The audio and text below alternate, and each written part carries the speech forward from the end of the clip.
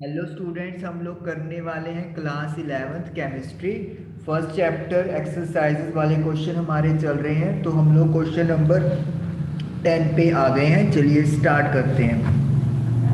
Question है हमारे पास, इन 3 moles of ethane, ethane यानी कि C2H6 के हमें 3 मोल दिए हुए हैं। हमें फाइंड करना है number of moles of carbon atoms. number of moles of carbon atoms. चलिए पहला पार्ट हम लोग शुरू करते हैं। देखिए C2H6 में यानी कि इन 1 mole of C2H6 number of moles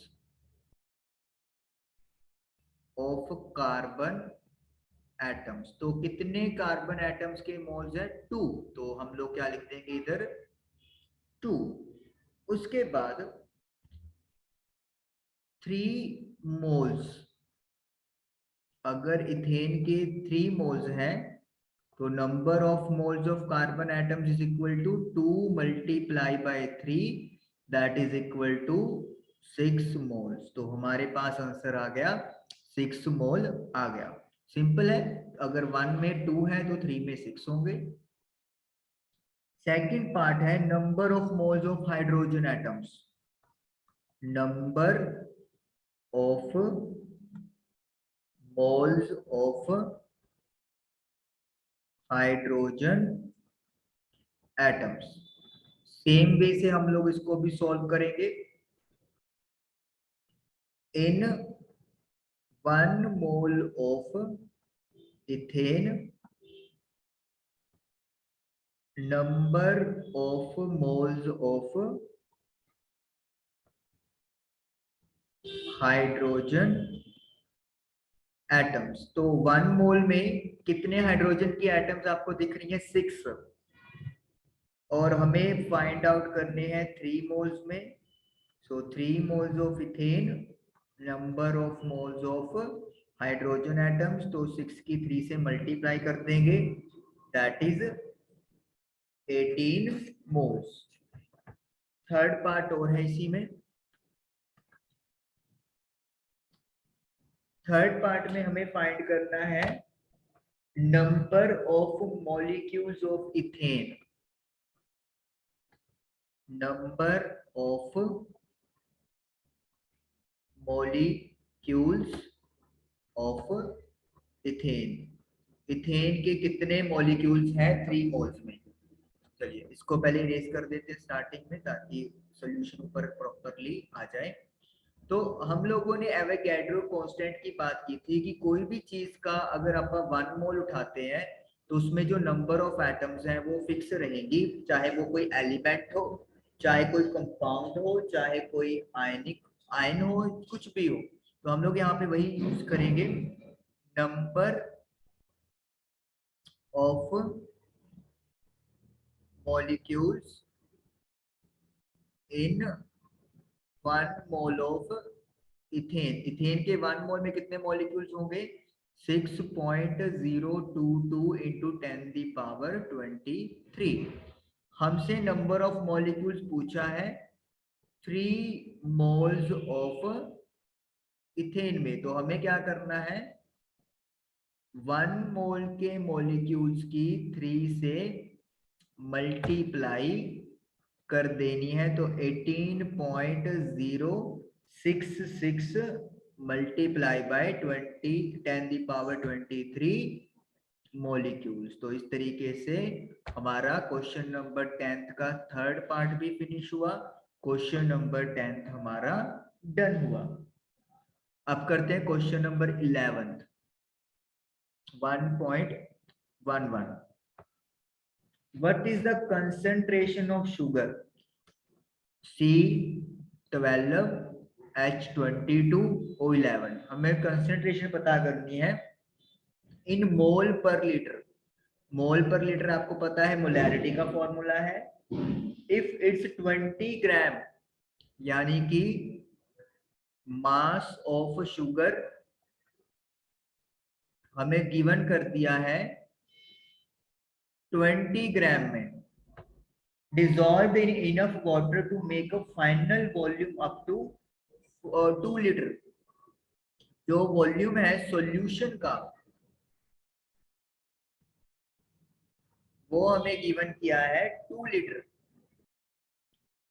okay, तो आपको पता है कि हम लोग मोलैरिटी या कंसंट्रेशन जो यहाँ पे कैलकुलेट करनी है मोल पर लीटर में, उसका क्या फॉर्मूला यूज करने वाले हैं।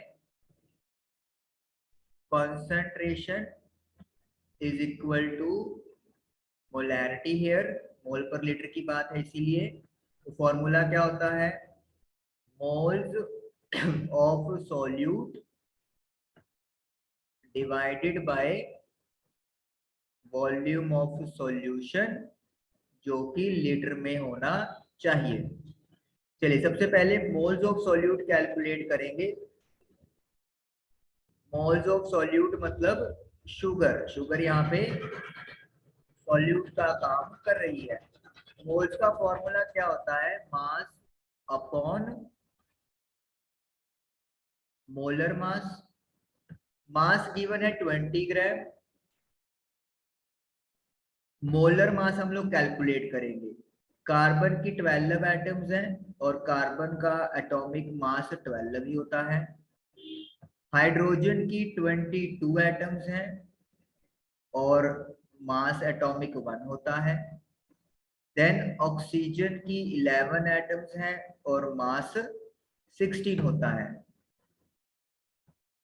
तो 144 प्लस 22 प्लस 176 ऐड करने पे यू विल गेट 342 मोल्स। तो इसको डिवाइड करके देखते हैं कि मोल्स कितने आ जाएंगे हमारे पास।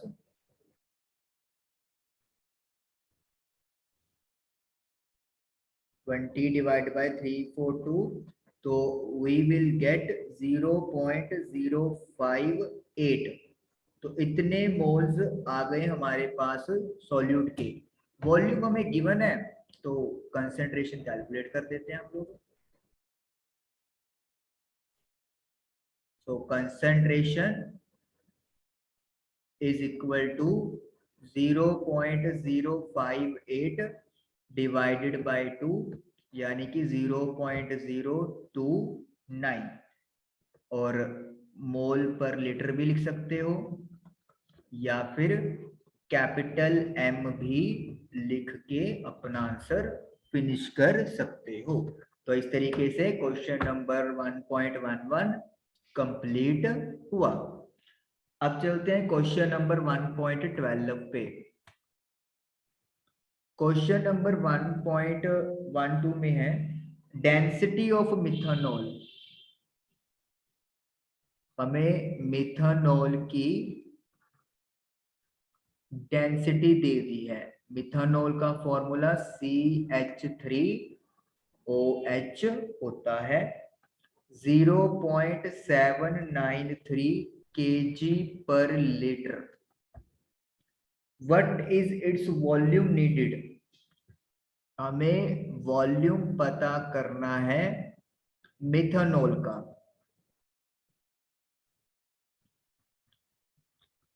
For making 2.5 liter of its 0.25 molar solution.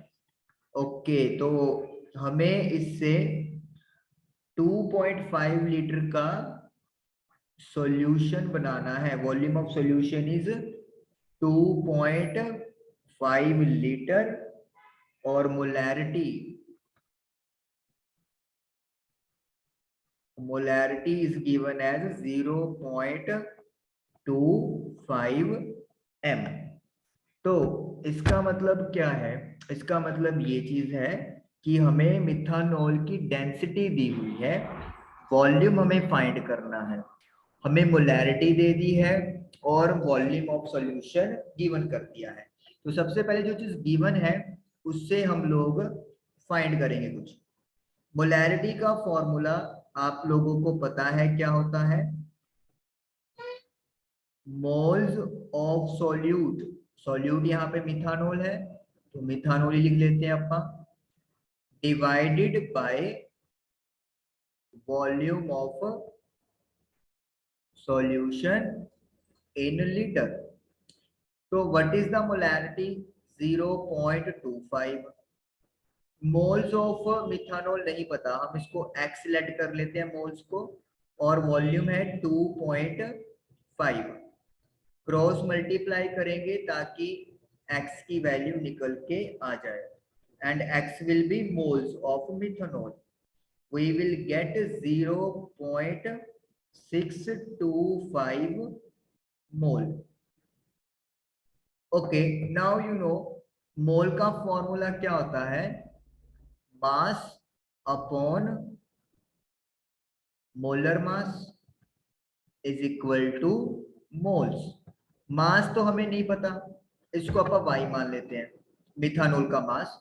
Molar mass we can calculate, carbon की एक एटम है तो 12 इंटू 1, हाइड्रोजन की 3+1 4 एटम्स हैं तो 1 इंटू 4, क्योंकि हाइड्रोजन का मोलर मास 1 होता है, ऑक्सीजन का मास 16 होता है, और मोल्स हमारे पास आए हैं 0.625। सो y अपॉन 12 प्लस 4 16, 16 प्लस 16 32। तो इट मीन्स कितना मास आ गया है, 0.625 की 32 से मल्टीप्लाई करेंगे 20, तो इट मीन्स 20 ग्राम जो मिथानोल है उसे डिसॉल्व किया गया है ताकि 2.5 लीटर का सॉल्यूशन तैयार हो और उसकी मोलैरिटी 0.25 मोलर रहे। अब हमें वॉल्यूम पता करना था, तो अब डेंसिटी का फॉर्म फायदा उठाएंगे हम लोग, इसको क्लियर कर देते हैं।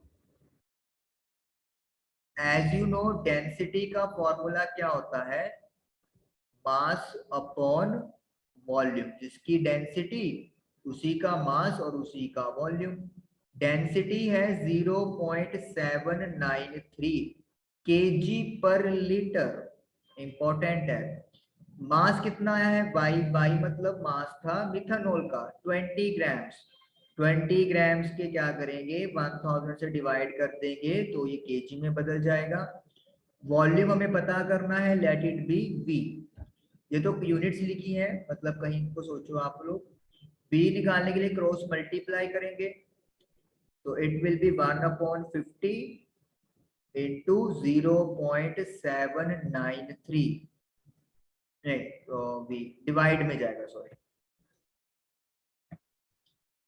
0.793 पॉइंट हटा के ऊपर लगा देंगे 1000 जो कि बन जाएगा 20। तो अब 20 को डिवाइड करेंगे 793 से तो आई एम गेटिंग 0.025 लीटर, क्योंकि यहाँ पे डेंसिटी लीटर में है तो ये भी लीटर में आएगा।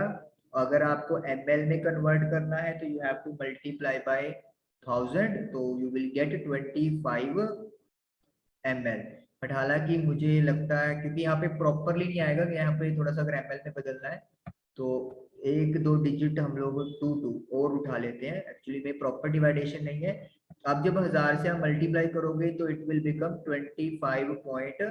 तो अब ये रिजल्ट है वो ज्यादा मतलब सही आया है, ml ज्यादा सही रिजल्ट है, बेटर है, एक्यूरेट इसको अपन बोलते हैं as compare to previous one. तो क्वेश्चन नंबर 1.12 आप लोगों का कंप्लीट हुआ। आई होप कि आप लोगों को तीनों क्वेश्चंस क्लियर हुए होंगे। Thank you for watching the video.